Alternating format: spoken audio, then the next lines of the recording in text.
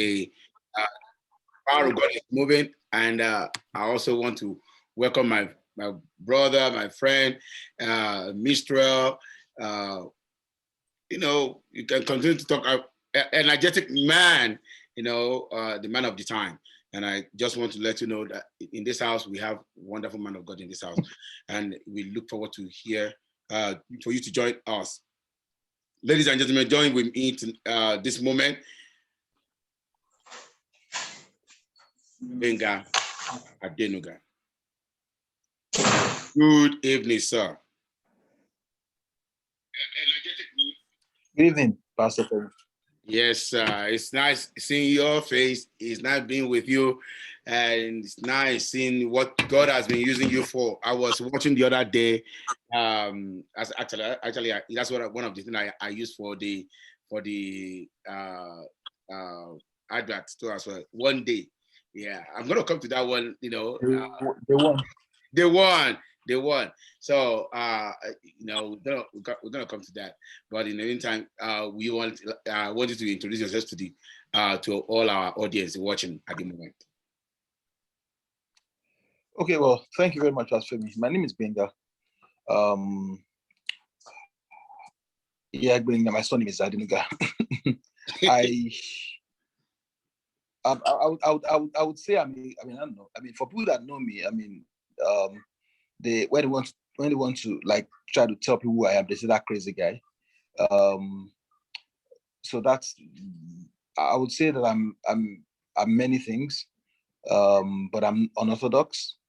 I love Jesus Christ. I'm a Christian.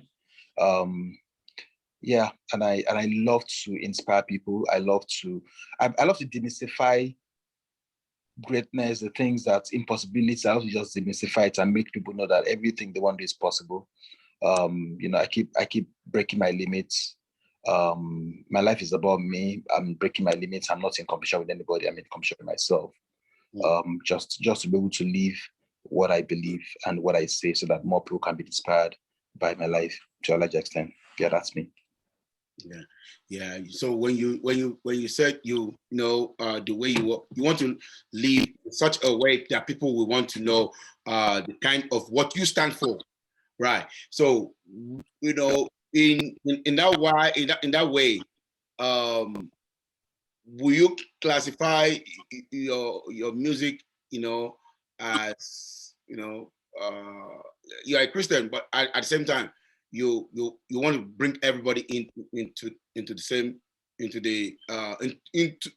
your music, right? So how will you say much about yourself in getting people around and understanding the kind of music that you have? Well, I'm not sure I get your question right. If you want to rephrase it so I can get it right, so I can make sure that I'm answering right. Yeah. So now you have a lot of people around you.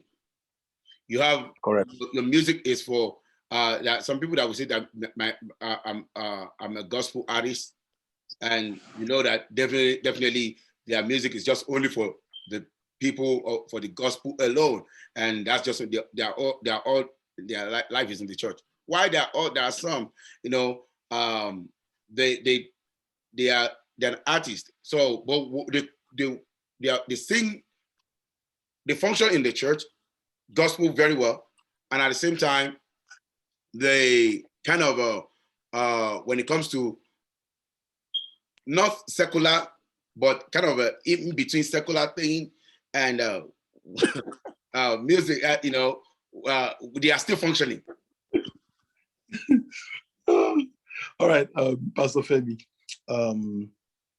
First of all, music is an art.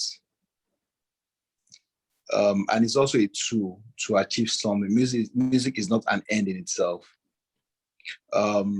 So whether you're a Christian or a non-Christian, music is a means of communication. Music is not worship.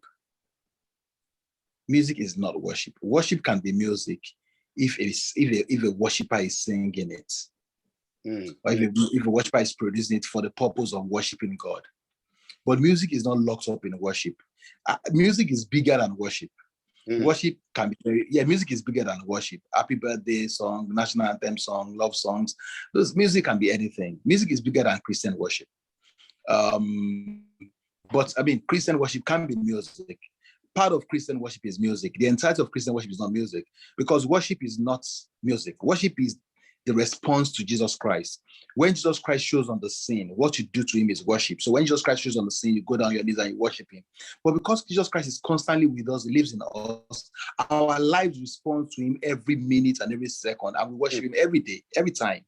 So worship is, because Jesus Christ lives within us, worship is a continuum. Worship is a constant. Worship is 24 hours. That's why it is said that our lives are worship, right? But we can also sing.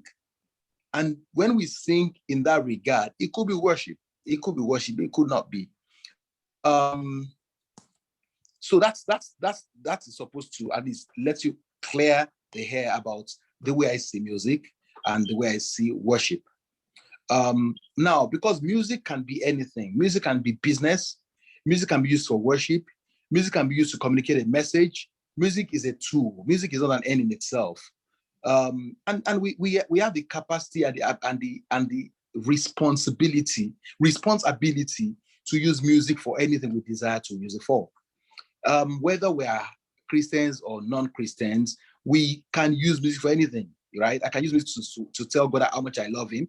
I can use music to tell God, I can actually create music for people like me to worship God. I can create music for other people that are not even like me to worship God. I can create music for a lot of reasons, right? And for me, I've been able to create music for multiple reasons. I create music for parties. I mean, I did an album called Aria, and we moved Aria all over the place, singing at parties and making some money. I've written love songs. I've written songs for social commentary. In fact, I'm working on releasing songs that are not gospel, as it were, but they're actually gospel, but they're not overtly gospel. I believe that gospel is good news, is a message of love that inspires people and influences people to begin to want to start to live right. So it is not necessarily shouting them down in their faces, that what they're doing is wrong, but it's actually inspiring them subtly and teaching them the right values that would eventually lead them to Christ or make them to live right. That's the gospel. So, and gospel, which is the good news, is not really for the church. It's for the people outside the church. Worship music might be for the church because we assume that people in church are born again. So the message to the church is different. Even as a Christian, the message to the church is different from the message to the people outside the church. So someone that is not born again, you can't begin to sing a song and begin to speak in tongues to him because he doesn't even get what you're saying. And that is the mistake we make. We throw worship, which is meant for the church, at the people outside the church. And it becomes, what are they saying? Right? We can't even communicate. Right? So for me, we need to understand what music is supposed to do part-time and to the kind of people that this music is designed for. And then let's use it accordingly. Yeah, thank you. As a matter of fact, you just simplify everything, and you actually clear the area on that. I mean, in that area. So when you look at that, why is it difficult for many people, many gospel artists in the US here? I've seen sometimes that they do collaboration with, some other secular artists as well. So why is it difficult for us to do that in Africa?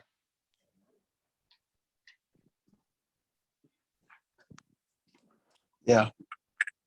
Okay. So why is it difficult for us to do a collaboration with some secular artists in Africa?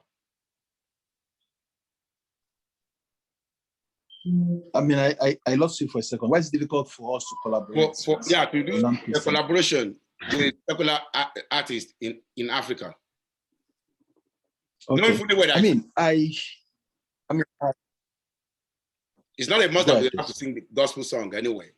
But when we talk about collaboration, a Christian doing collaboration with, it could be for political or correction, moral support, something like that. Like when Beyonce and the Doors, they brought themselves together back again, and they sang When Jesus Say Yes. So, and that song blew, and everybody started singing the song again. So, but Jesus Say Yes it's not a new song, but they revived the song and they put it in another form. So that's kind of thing I see it there. So why is it not difficult? Why is it not easy for us to do it in Africa too as well? I mean, I wouldn't, I don't know. I wouldn't say it's not easy, but I also think that Africans have mixed morals and religion together. We've mixed ethics and religion together, and it's very, very tricky. And even I mean, it's really very tricky. We're also not, because Africans are very timid. They're very timid people. Africans, a lot of us don't have a mind of our own, and we're always following people. Africans are followers. And I mean, and it's very, and because of that, people are able to do what they really should do. So I'll tell you what.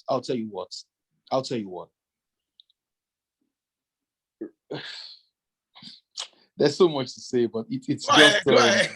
It will bless somebody. Yeah, I mean, we need to liberate ourselves. Everything is in the mind. When I want to write, you see, because music, whether we like it or not, for people that are professional musicians, they have to make their money from singing. Mm-hmm. So they need to write songs that are relevant, and they need to live right. They need to live the lives that keep them in business. Mm-hmm. And a lot of people are not willing to take a risk, because if they take a risk, they might be out of business. A few months ago, I told a friend of mine that I'm going to do some songs that are not church. And she said to me, Gbenga, if you did it, you would lose out big time. And I said, why? He says, Christian folks will be wondering what's wrong with you. The secular will not accept you because you're not one of them. And that's a mindset. The fear of what will happen if I do what is not normal cripples us.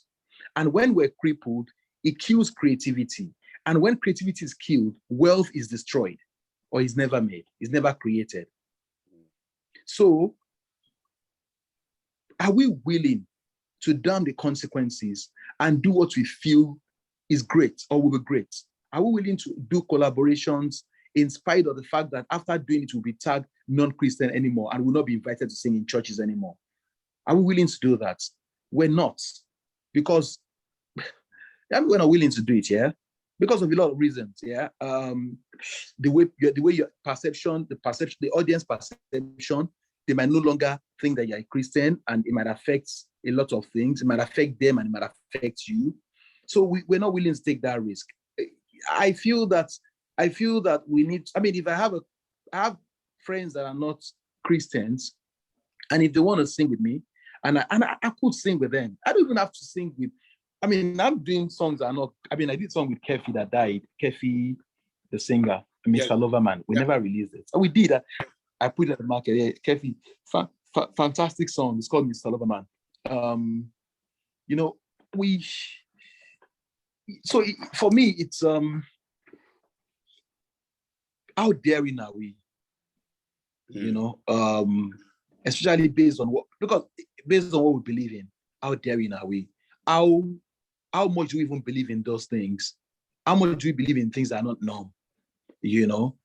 Things that are not normal. How many of us are willing to take steps outside what is popular, you know. So as a Christian, what is popular is sing Christian songs. You know, you get born again and all the things you're doing is now church. And I wonder whether the keyboard is born again or the drum set is born again, or is it a Christian that made those drum sets or whatever, you know. I mean, if Christians made those keyboards and they prayed on it before they started to work, maybe we should just leave them in church. But obviously the people that make these things, some of them are not even Christian. They don't even believe there is God, you know, and we take these things and then we baptize them in the church and they become church instruments. I mean, kind of, you know, I feel that I what I would say to anybody that's going to listen to this or watch this or is listening is this: you have things you want to do that is not normal, go ahead and do it. Because there is wealth that the world will never see. There is joy and colors and creativity that the world might never see because you are afraid. You know, so go for it. I try to. I'm a very creative person, and when people shout down my creativity, I move away from them. I just completely move away from them. I don't even have time. You know, for me, if I don't care if I've built a villa in the forest, and it so happened that people came in and they start to challenge my creativity and they want to suppress it, I will leave that villa because I have the capacity to go and establish another one in the forest. And give me 1 month, give me 2 months, give me 1 year. I'm going to establish it again. Because my creativity is everything that I've got. And there are people like that all over the world. So you don't allow people to box you or to hold you down based on what they believe, based on their own normal level behavior. You know, there was a time when I was living in the US and I had a lot of, and this particular statement came to me. How do you paint a vision full of colors to someone that sees only in black and white? How? How? It's never possible. You cannot, it will not happen. This guy, especially if he's stronger than you, will kill you. So what you want to do is move. Don't even try to prove anything to him or her. Just move. You know, I mean, and God being with you, you probably will make it. You know, but the fear of maybe it won't happen, maybe I won't make it, will just make us stay there and we begin to do these normal things. And then the world is losing out on your creativity. The world is losing out on your children are losing out the wealth that you can create with that partnership and those collaborations. Yeah, because I last time when I spoke with one of the musicians too as well, you know there are a lot of gift and talents out there, you know, but they look at the value, the number, working with numbers. Who is going to accept? Which group is going to accept my music? If I go this way, will I not be tagged as a backslider? Or if I go this way, will I still be able to move, do well in that music? So they are in the midst of confusion. Where they have a lot of gift, as you've said, but they cannot use them. They're kind of looking for a way to rephrase it. Let me use this guy as an example. Tyler Perry, when he was saying something about, if for him to get to sitcom, you have to remove certain things in his script, and he decided that this what I have is for me, and I don't have to change it for anybody. So even if you don't accept it, then I have to still find a way to get myself out, and that's just only to buttress what you just said right now. And I just want you to say more to those people, who are in between decision. The church is losing their people to the secular, and some people believe I can make more money in singing secular song, even though I'm in church, or I have to leave church completely to just face secular and be okay. What will you say to those people who are in between decision of discovering who they are or discovering the kind of gift or things that they want to do? I mean, in all honesty, I think that one of the things that we need is mentoring, and we don't have a lot of that. I mean, a lot of, and I can say this. I've not seen any. I'm not seeing enough church musicians actually mentoring other singers. I'm not seeing enough. I'm not even seeing the church itself. As much as music is this important to church, I mean, music is so important to church, yet I'm not seeing church putting their funds in the people, into musicians. I see church putting their funds into musical instruments, into the best kind of speakers, the best kind of multimedia, but they're not putting their funds into the people. Apart from the fact that you grudgingly pay them salaries, you grudgingly pay them what they're paying them, but you're not really investing in them. I don't see a reason why big churches like Redeem won't have shows like Project Fame and have superstars. I don't see a reason why. You want what I'm talking about? We're not really mentoring these kids. So these kids are left on their own. And they move out. So they do what they want to do, you know? And even the ones that have not left are revolting within. You know, because they're revolting and they're looking for opportunities. Listen, what people need is love, guidance. There are a lot of young people every day. One young musician will reach out to me that they want to join my band. I can only take so many, right? But then I'm working on a TV show, which we should be shooting anytime soon. It's called I Love to Sing. The concept of I Love to Sing is to give back to young musicians. I mean, it's going to be regularly. It's good because how many people can Project Fame or X Factor help in once a year? We need more. We need more shows like this that happen more frequently on low. I mean, not as big as that. You know, low scale where we're giving ₦1 million, that's $10,000, $5,000, $3,000 to singers. We can encourage them. We can mentor them. We can set up a school. We can set up some kind of informal, school, a music label that allows them to express themselves, and you can actually give them guidance. That is what we need. If we have that, then more people will easily find expression. Expression is the key. Without expression, there's going to be frustration, right? Yeah. So they need to, and expression is what bats creativity. And so that is the key. That is what we need to do. And so as many people, I mean, because people, I was telling my guys yesterday, I'm a freaking 45-year-old, right? And I've done music for like 2.5 decades. And personally, I've done well. I might not be the biggest star, but one thing I know is that at least one of my songs has gone around the world. You Make Me Wonder, which I wrote when I was in the university. It's gone around the world. And that's good for me, right? And I said to them, I might not be able to write those bestseller songs anymore. I might not be able to even reach out to these young kids anymore with my music, but I can reach out to them with my experience. I can pull them in and help them to grow and mentor them and immortalize my achievements. You know what I'm saying? That I want to do, and that's what I want to do with my talk show, with my music contest show. I Love to Sing, the TV show. I want to be able to help 16 singers every quarter. Talk to them, mentor them, help them to sing, bring them into the studio, let them have experience, world-class setting, ambience, let them reach out. I mean, that is what I wish to do. I can't help everybody, but if we have pockets of this mentorship all over in the church and everything, there'll be better expressions. These guys will no longer make mistakes. Some of us, I tell you what, I grew up very well. I grew up in OAU, and we had uncles and aunties that invested in us. That is not existing anymore. Every Thursday, I used to go to Professor Kennedy's house for Love Fellowship. Every Saturday, there is something called Teens and Twenties. There's Happiness Club. There's Boys Brigade. There are all the uncles, all the lecturers in Ife that gave their houses and gave their money to make sure that we grew up well. Yeah.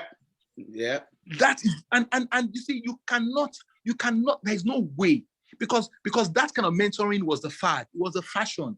Everybody wanted to be good. But we've lost on that completely.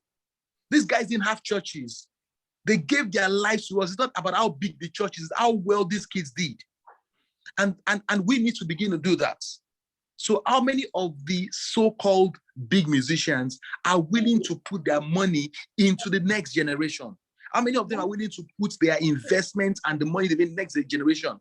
I mean, I do day one every month. Day one cost me at least, like, are you there? Yeah, I'm here. I think your camera flipped. No. Okay, you're back. Day one cost me about $2 million every month, and it's increasing. And it's, so we're even trying to get sponsorship and everything. I'm saying that if we all put our money into something, into these kids, into these young 18-year-old musicians, they have great ideas. The 19-year-olds, the 20-year-olds. I mean, my producer was asking me, what is the age group? I first said 18 to 25. I want to push it down to 16 to 25, or maybe 16 to 30. These kids need mentoring. They need love. They need love. You flipped again. They need love. They are lost. They need guidance. And once your camera needs to go back to normal, and once if we got that right, then all is good. So that's my. The funny thing of it is just that as you are saying that, I was challenging somebody. I said, look, in America, I know they have all these things. We have Voice, we have American Idol, which they used to do before. We have America Got Talent. We have other programs that people do, and these are all the secular events that showcase other people's gift. Then I think in the church, in the Christian something, I know Kimberly and Sister Winans and Ken Franklin, they all have this something called Sunday Best, and okay. But I said, why is it that it's not in Africa like that? I know, Voice is in Africa, and it's only to also showcase all this that everybody that want to try their luck want to go there. Meanwhile, there are other people in that place. Thank God that you have something passion in that light right now. And I know this guy is also doing something like that too as well. Tim Godfrey. So kind of doing something like that, because that is the only way, to actually be able to bring somebody. There are other people that their gift is just wasting out. Church is not really probably helping some of them, and just only for them to sing in the church, and that's just only thing when they are done. Which is unfair, which is not enough. Which is not enough. So I really want to believe that one of the things I found out in life is, for my life, is that I sometimes lead the way. I sometimes do things first, and then people would follow. So I'm strongly believing that. I mean, because I remember when I got to Ibadan, I started to do concerts. I mean, there was only one concert in a year in Ibadan. I think it's Colonial or something like that. Once a year, nobody did concerts. And we started to do concerts twice a month, and everybody caught the fire. Like I said, I like to demystify greatness. I like to make greatness look like something that everybody can do. Yes. I may not be the biggest, the greatest, the richest, but I have the capacity to demystify greatness, and people can pick that up and they can be bigger and be greater. That is the joy. It doesn't really matter. So I'm thinking that once I also go in this line of these, I love to sing, and begin to encourage and mentor young people to sing, try to set up some kind of academy, try to set up some kind of, I'm saying it out now, it's my idea. I don't care, let people do it. We need more people to do it. So it's not something I want to hold on to. Yeah, let's set up academies, let's set up TV shows, let's set up, record labels. And all these things are not only for business, but they're also for mentoring. They're also to guide the young people. We were guided, we were loved. I can list uncles and aunties, the Prof. K's, the Osasonos, all of them, the Shonayas, all these guys gave their lives to us in Ife. They taught us how to be good boys and good girls. They gave their families, they gave their cars, they gave their houses, they spend their money on us, right? What are we doing? What am I doing? I need to be able to do the same thing for the younger ones, So if we set up a proper structure, and it's not, honestly, for me, it's not just gospel, church. I mean, it's not religious, because everybody needs love. Everybody needs love. Jesus Christ was sent to everybody. I'm really looking forward to it. I mean, I'm really looking forward to it. It's a lot of work. It's a lot of money. It's gonna, but we will do it. So I believe that the mentoring is key. Yeah. Mentoring is key. Yeah, because that's one of the things that I see that we are lacking so much in the when it comes to music in the religious setting as well. Then let me ask you, all the Adenuga sings, right?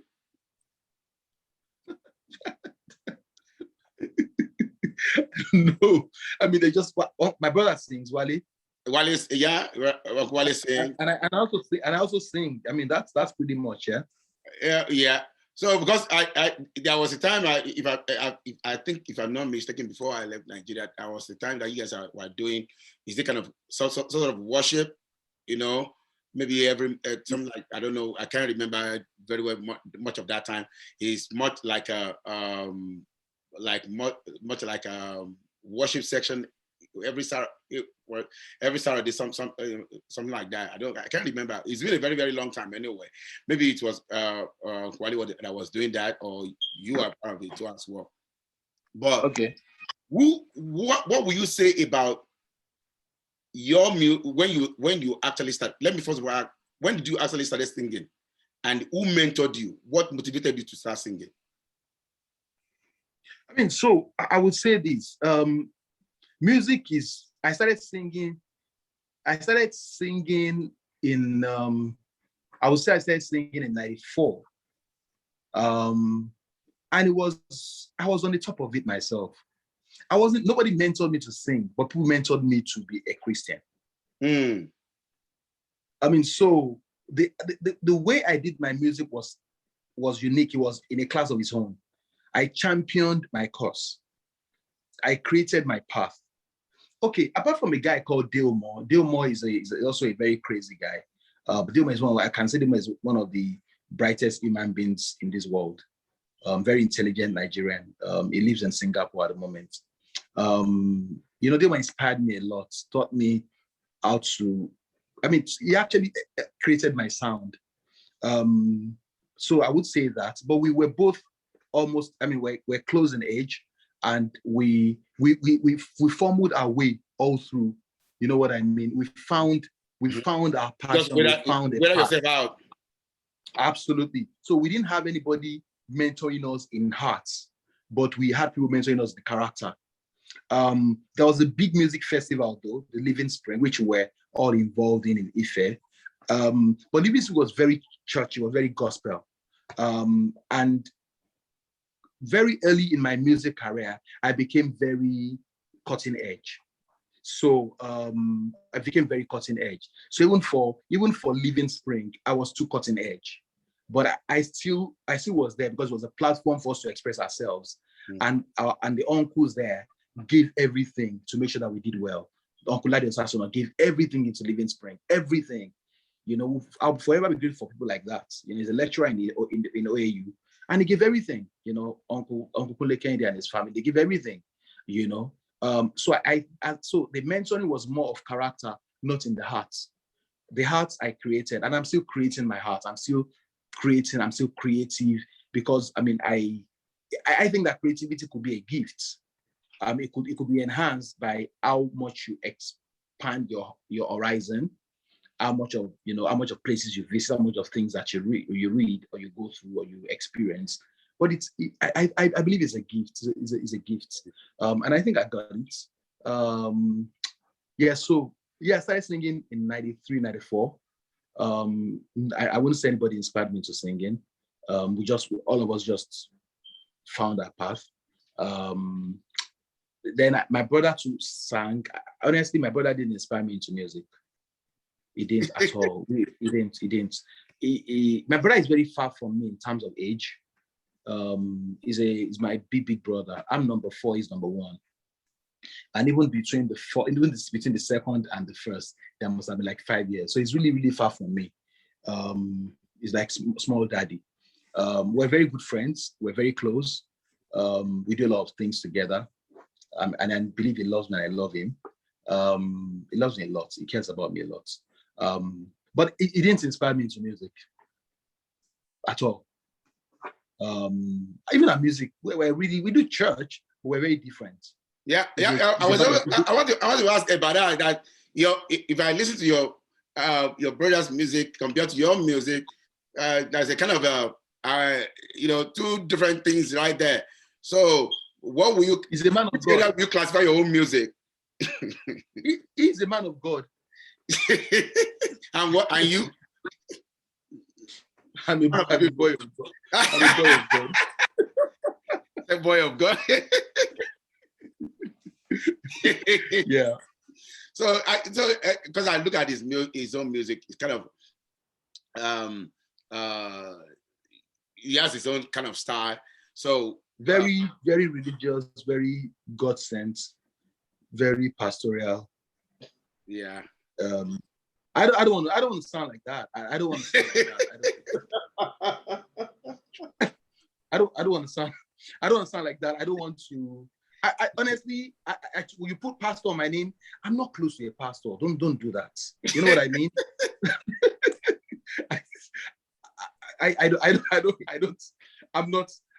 I'm a creative person. Music for me is for many things, especially for business. I want to make money from music, right? Mm-hmm. I can't remember the last time I sang in a church. But I do what they want because I believe in worship. Worship is a very, very strong thing. It has the capacity to change, to bless, to heal. So I'm stuck on that. I'm a Christian. But music, listen, if I want to do music, I want to challenge the top musicians. If I don't have the capacity to challenge them, then I'm not ready. Yeah, let's do these things properly. Let's challenge the big boys. I don't want to mention names.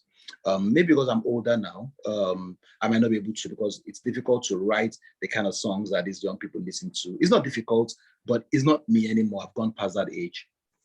I could try. I'm not giving up. I'm not chickening out. I'm just saying that things are a little bit different now. My priorities are different. My son is 15-year-old. My daughter is 14-year-old. I have a different priority. But hey, I know how I want to sound. I mean, I'm sent to. I'm an evangelist. My brother is a light in the church. I mean, I used to say that people are light inside the light. I mean, those are the Christians. Yeah, I'm a light in darkness. I want to go out. I want to reach out to the hard guys. I want to reach out to, I want to reach out because I can speak their language. Mm-hmm. Yeah. Recently, a gay was eating on me. We chatted, man. Hey, what's up, man? We talked. I mean, no biggie, because he's mad. He needs love, and I'm willing to. You know what I mean? I mean, and that's a Christian. The reaction of a typical Christian to a gay to a bi eating on him or her is different from my reaction. I'm very liberal. Mm-hmm. I mean, I was in South Africa some time ago, and a particular guy sat with me in the restaurant and told me that he's a guy and told me that his wife is not around, that I might mind to come in. And I said, hey, Chief, sorry, man. I'm a Christian, I don't do that. And we kept talking. I want to reach out to people like that. I want to reach out to the top guys in the community. And I think I have the grace to communicate with them. I have the grace to come on their level. I want to be light in darkness. And so because I want to be light in darkness, my songs will not be lift up Jesus. My song will be, instead of giving me your Baba, you showed me love. They're going to be different. They're going to be different lyrics because they don't even know Jesus. They just want to understand him. They want to understand his love. So they understand that he forgives sin. And they want to understand the guy that is coming to them also sinned and he forgave him. So I'm not going to go there and be speaking in tongues because they don't even cross that path. Yeah, because there are some things that some people that you will be able to reach, just like the young folks of these days, there are something that they are looking for. So if you come to them, just like you have to be like you have to do this. You must find a way. Find a way to get yourself into them in such a way that they will be able to accept you. And if you are a youth, you want to reach out to young adults. they will listen to young to another youth than an old guy, old person that will tell them, if you do this one, that comes to them so harsh like that. And that does not mean that they will not still give their lives to Christ. It's just about the way we present our message, the way we present our message. So when you look at your the kind of music that you have, I remember back in those days, normally we say music is for correction, for everything, for all those kind of things. Music is political, music is science, music is everything. Now, with the way Nigeria is right now, where is musicians, in correcting in using their gift to correct the society, to correct, are we just, following the politicians, or are we just, where is the position of the musicians in the community right now? Well, I'm sure you're not gonna be afraid to say that. No, I'm not. I just want to. I want to say it right. I think that the whole of okay, it's very. I don't like to do absolutes because it's unfair to do absolutes. Mm-hmm. But I think that a lot of Nigerians care so much about money. So everything for a lot of Nigerians is, what can I make from it? So there's something that Quincy Jones calls selling of your soul. It's not bad, but what it means is that you are doing all that you are to get something back so you can, and that is what a lot of musicians are doing today.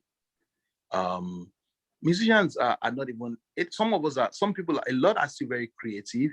A lot are still doing music for music itself, but a lot of people are doing music for what money. They get from it, right? Yeah.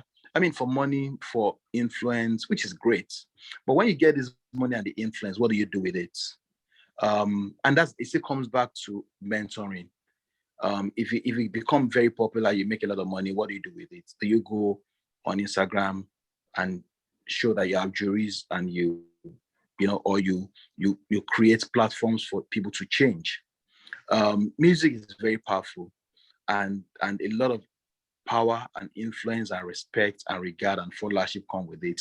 What do you do with those things when you get them? And that is where the problem is. Nigeria is at the States, and it's a shame. But I'm also really, really very encouraged, because I don't think that the end has come. I think that I really want to believe that, and what I'm about to say is not popular. But I want to believe that something's about to happen. People are giving up, seriously. Everybody's giving up. I want to give up too, right? But it's not been possible for me to give up, and I'm very sincere. I want to give up. I want to hop and just but I have this this thing inside of me saying, "Hey, Gbenga, no, you can't give up. It's gonna happen. It's gonna happen." Yeah. So, I mean, I just believe that the music itself is not a problem, but the musician and what they do with what music does to them. Music can bless us so much. What do we do with the blessings that come with it? And that's going to give us the impact. Apart from music that creates, apart from music that in itself are content that are negative. But what comes out of it? How do we use it? How do we use the influence, the power, the money, the wealth that come out of it to shape the community and to help the upcoming generation? Is the challenge for is what is more important to me. Do we still have people like old musicians, like people like Fela, who is into secular music, that was so fearless and uses music to correct the society, challenge the government? Do we still have people like Ojo Ade in the Christendom that talks about heaven and let the church know where church is getting wrong. Do we still have people like Lucky Dube and Bob Marley that sang about something prophetic, what happened, just all those kind of things that happen in those, do we still have those kind of people, all those kind of musicians in these days that whereby we, except for the fact that we sing, people that sing reckless songs and people that sing, you just follow me, just follow me sing, including the church that we just pick one lyrics and just to hit and hit and make names and everything, not but something that would challenge your spirit, something that would challenge. That's why I gave example of all those areas, both in the church, in the secular and the moral setting. Where are those people these days? Do they just left with their gift, or we refused to take after what they left behind? Well, Pastor Femi, things have changed so much between then and now. Culture has changed. Technology has changed a lot of things. Human beings are more aware of their capabilities. A lot of things have changed. And people have changed also, people are more aware. I mean, the way our parents corrected us then is not the way we are correcting our children now. Yeah. And so that has affected a lot of things, even affected music. There was no YouTube in the past, so you can't do just any content for TV because they have to approve what goes on TV. So because of the freedom of expressions, because things are happening, you could write any kind of songs. And I have a song on YouTube, for instance. I'm not sure 20,000 Nigerians have watched that thing, but over 500,000 foreigners have watched it. So people don't even like you in your space, but they like you outside your space. This is a possibility. There are endless possibilities today that make people do anything they want to do. So we need to look at that before we even ask what kind of people exist today. Because everything has changed, people have changed with it. Do we have people? So those kind of people that you mentioned are people that cared only about their message and not about the returns. Do we have people that care just about message today and not about returns? I'm not sure we have many of them anymore. I'm not sure. I'm not sure we have people that will be ready to die for what they believe. I'm not sure there are a lot of people that are ready to die for what they believe anymore. I'm not sure. I don't want to say a few things, but yeah. Because pastors are telling us to have second option. I'm not sure. Yeah, I'm not sure we have people that want to go for what they believe. So yeah. So because you see, too many things are happening too fast, and people are beginning to doubt process. Process is being changed, and process is the key, and that's the problem I have with testimonies in churches. Someone comes and says, I've been married for 13 years and now I have a child. Can you tell us what happened in those 13 years? How your husband slapped you? How your mother-in-law said you should pack out of the home? Can you tell us those pains and how you handle it? How did you handle it when your mother-in-law said you are barren? How did you handle it when your father-in-law told your husband to go and marry another woman? How did you handle it when your husband impregnated someone because you were barren? You didn't tell us all that. You didn't tell us all that. All that you did was, I praise the Lord. Daddy prayed, and now I'm. But says, can you just shut up and tell us the truth and let the people coming behind learn and let them get the strength to be able to weather the storm when these things happen? So process is what we've taken out of our lives. Process is what we need to reinforce again. And because we've lost this desire for going through, everybody wants things fast. And because people are making things fast, the people that want to stick to process are also giving up. They're also giving up. So, in all honesty, everybody wants to blow. Instagram has changed everything. If you have 20 people, nobody, and that's why I keep saying that mentoring is the key. So we really don't have substance anymore. It is numbers that we care about now. How many followers? CVs are being rewritten. So you want to go for a job, you first show them your Instagram handle because you want to see what value you're bringing in terms of eyeballs. Yeah. I mean, is it known? Is it what value? How many followers you have? Yeah, it's not really so much can you do the job. So numbers is replacing quality. And so the world is now focused on really focused on numbers. Our lives have changed completely. So value is being substituted for numbers. And that's so because of that, nobody's ready to die for anything but for numbers. And numbers is superficial. It can be bought, it can be easily, is nothing. It's not the real stuff. It's not the real stuff. All the things that we see, the best pictures are seen on Instagram. The pain, the hurts are not there. The process, the lessons are not there. So we're all misled, but hey, what do we do? And so the people that we're bringing forth are people that don't even know they are right from their wrong anymore. But that's the world we live in today. Well, can it be corrected? It's tough. It's really tough. I don't know. I mean, it's completely changed. It's going to get. Can it be corrected? I doubt it. But if you look at if you look at somebody walked you through your journey, right? Yeah.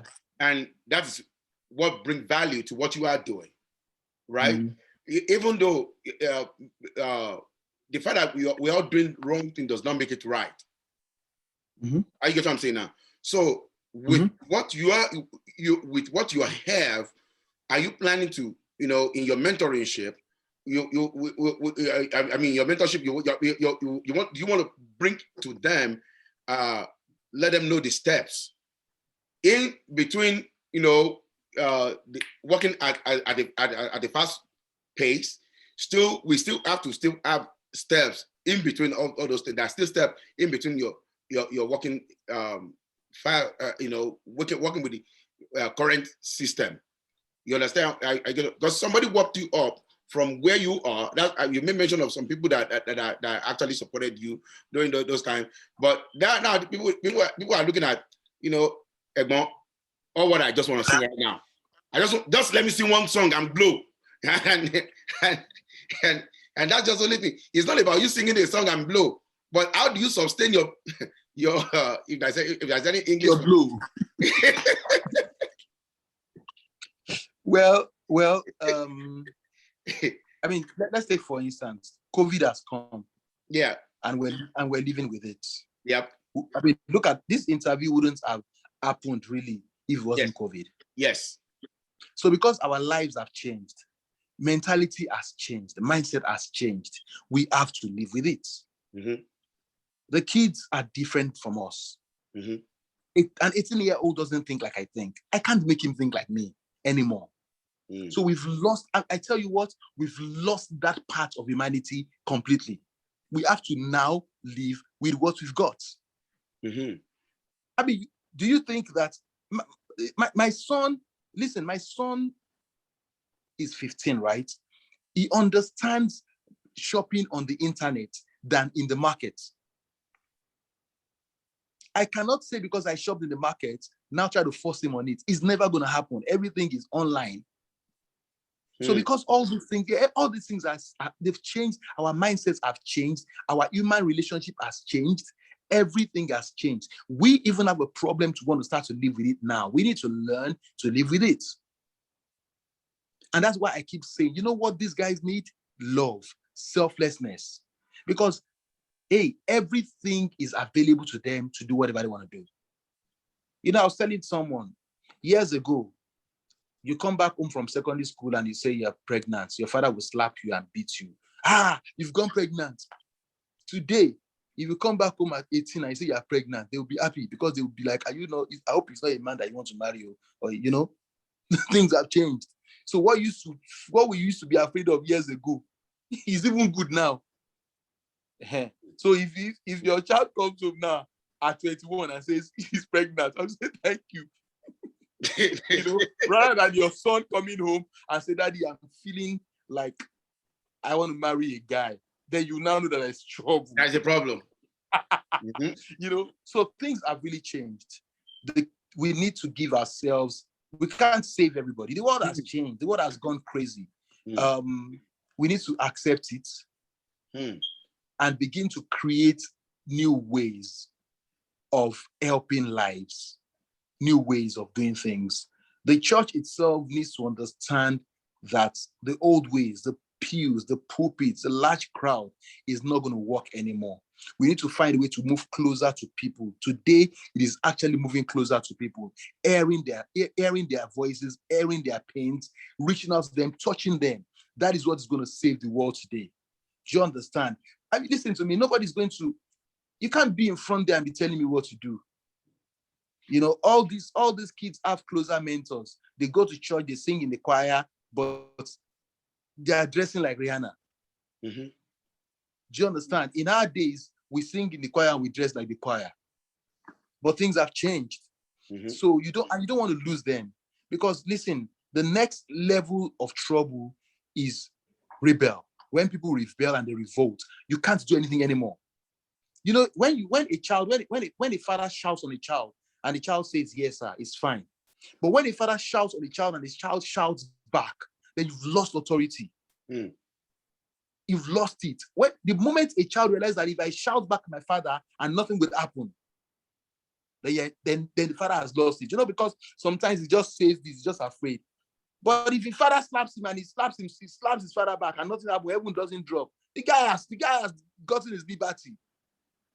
And listen to me, we're turning towards that because people are beginning to become aware that if daddy doesn't give me money, I will go to YouTube, I will put content there, I will make $10,000. So you can't even, bros, the savior of the world now is something called love, Love. Move close to your children, move close to your friends, love them from your heart. If you can't, and that's why mentoring is important. As many adults that can mentor, then we can save as many kids. If we can't mentor them, we've lost them completely. My kids love me, but the kind of sounds they love is not my sound. I can't even create those sounds, right? So it's exactly. So I need to stay close to them to guide them and to love. I can't force my sound on them. It's never going to happen. My brother's daughter told him one, they said, Daddy, I can never listen to one or any of your songs. I don't like it. That's my brother's daughter, his only child. Said, Daddy, I can't listen to any of your songs. It's when she was younger though, but I'm sure now, because she's young. So, and it's not bad. We need to, if we care, we need to come to their level because they can't come to ours. Yes. We're wasting our time. So, do we still have the fellas of this world? I'm not sure because the world doesn't even need. The world doesn't create a space for those kind of people anymore. The world has changed what it wants. If you want to, nowadays, people keep saying work smart, don't work hard. Things have changed. And I'll tell you what, one of my best, and I need to go after this. One of my best scriptures in Ecclesiastes, I think 7:16, I can't remember. It says, do not be too good or you'll be destroyed. No, do not be too good or you die before your time. Do not be too evil or you'll be destroyed. It says, hold on to one, don't let go of the other. He that fears God avoids both extreme. Wow. Thank you. That is what I want to sign out with here. Yeah. A friend of mine is here, Yemi Joseph. Yeah. Yemi, thanks for coming. Yeah. Yemi Joseph, show your face. Let's see. You can see me now. I can see you, and I've been listening. Yeah. I've been listening in the background. I just want to thank you so much for coming to support us right here. It's fine, sir. Something that has been dishing out so many words, and I believe all the youth, all the young folks out there are really catching up with all those things. Are you out there? You are waiting to see. There's someone also here, but his name is not displayed. If you need hot nine play, can you talk? Let's hear unfortunately, let's see who are the people that are here now. So, I can see you. What if you have been blessed? Okay. Infinite. Okay, I can see you now. His name is obviously not Infinite. Because your audio is off. Let's hear him. Yeah, you need to unmute your microphone. I don't think. Are you in the olden era, or you are in this new era? We can't hear him. Oh, and I wish you could. And he's been with us right from the beginning. That's I could say, but it's like the people that are with old school type, so they can't find where they are unmute their audio on their audio. I've done that. Hey. Your daughter just helped you, or someone just helped you out there. Somebody from the new era just helped you somewhere there. Mr. Gbenga, good evening, sir. Good evening. How are you? Fine, sir. This is my hey, what's up, man? Thanks for joining. Yes. I've been following up your ministry, and it's really impacting into my lives and other people of my colleagues too. I really appreciate it, and God continue to empower you. God, there are more grace in the name of Jesus. Amen. So, thank you. That's my little contribution I have so far. Yeah, good job. Yes, I hope you are blessed with all what he said, right? Yes, I'm really blessed with what you have discussed so far.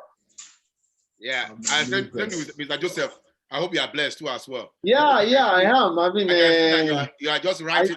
Maybe you are just writing everything down. So, no. I'm actually not writing. I'm following. I know Gbenga he would accuse me a bit, because there was something we talked about, I think a couple of months ago, sometimes last year, we did touch a little bit of something that we're supposed to do.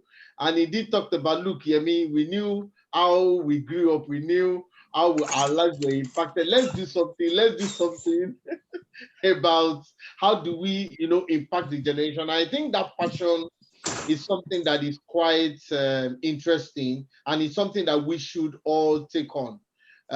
It's a challenge that we need to try to do, and I rightly identify with everything that had been said. What is also important is, in the space that we are, the ability to create that value system is what we need to do, and I think that's what Gbenga is saying. So we would try and heed to the call, and we'll see. It keeps running on my head, but I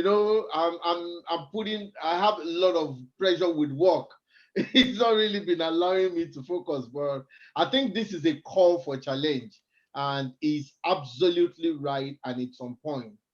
We need to try our best. At least mentorship is very key. And in the little space that we have, if you can start to create an impact, I'm sure it would begin to transcend down the line around, and then we'll start to multiply it around every of the young generation that way. So before we go, can we just look at this now?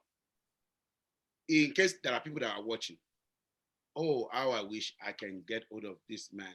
How can I get hold of this person? How, without what he has said, are you part of? I know we are not part of people that build too much barbed wires and wall of defense around yourself, and you are if you want to really mentor people, you have to come down.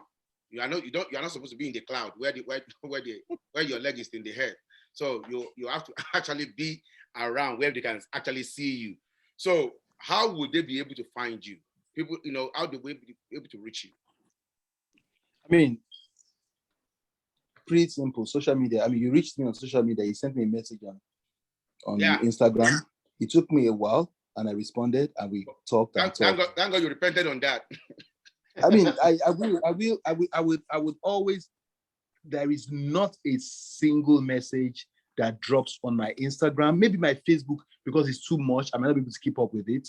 But my Instagram, my WhatsApp, I might not come to it in days. In fact, sometimes in weeks. If I find it, I will apologize and I will keep up at it. Yes. So it's my phone number is almost everywhere. I have just one phone. I'm not running for anybody. My Instagram, my Instagram is there. Send me a message, I will respond. I remember I responded to someone recently. They said, wow, is this you or someone else? Of course, it's me. I mean, so people are stars because people follow them. Thank you. The moment you start to think that you're a star in isolation of people that follow you, you're going to drop. So you need to love those people that follow you. You need to let them know that you care about the fact that they're following you. And then you continue to be their star. So, I try to do as much as I can. I don't have any special number. I don't even have a P. You know what? I must confess this. Out of people that I reach out to, that's why I said sometimes when you are not known, you are easily to be reached. But at the same time, when which part of what we have talked about, when you become famous and all of a sudden will be too much stuff around us, there are people that want to tap from you, but they wouldn't be able to reach you because you are too far away, and so you have only certain people that you attend to. But I thank God for your life. That, even though I could, the only way I could reach you was just through social media, and you responded. And I really thank you so much for that. I don't take it for granted. And I know even though you are busy and you have also a lot of followers too as well. So definitely before you can get to me, for you to even respond to me quickly, I believe you can't let us worthy to be, it's an honor. And I don't take that for granted. Thank you so much, sir. And God bless you. No problem, man. So people of God, I can tell you, wherever you are watching, if you reach him online, it might take a while because but he will surely respond back. He will surely respond back. So that's just really good. So you're looking for mentorship, get rid of him, and I pray God will help you to to get all those dreams and aspirations that you are trying to get, and how to impact life. God will give you grace to be able to achieve them, and sponsors from every angle. God will release them in the name of Jesus. Thank you so much, and also thank you, Mayowa, Yemi. Thank you so much for coming. Ola Yemi, thank you so much for coming. I look forward to see you guys again. When are you going to the US? Amen. When? I don't know. When you know, I just want to give you an open check that you have a place in this place too as well, that you can be. That's fine. God bless you. All right. Thanks, man. Have a great night. Yeah.